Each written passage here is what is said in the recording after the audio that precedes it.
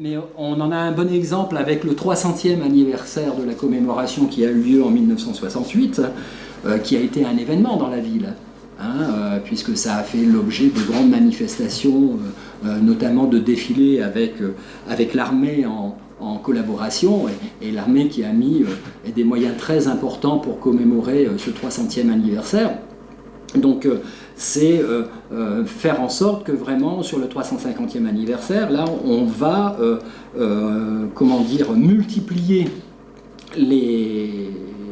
événements pour donner une dimension supplémentaire à l'événement, puisque finalement le 349e anniversaire du rattachement de Lille à la France, personne n'en a parlé. Et bon, et ainsi de suite. Or, marquer, rappeler aux Lillois cette dimension que l'île n'a pas toujours été française, qu'elle a eu sa propre indépendance quelque part avec le comté de Flandre et puis d'autres directives avec les Espagnols, etc., même si c'était pas une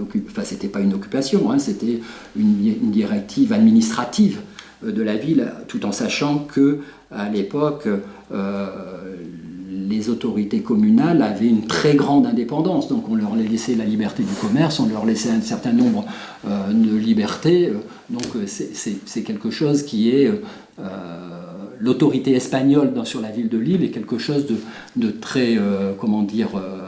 intellectuel finalement, il n'y a pas d'occupation, il n'y a pas de choses de ce genre. Mais malgré tout, le fait de changer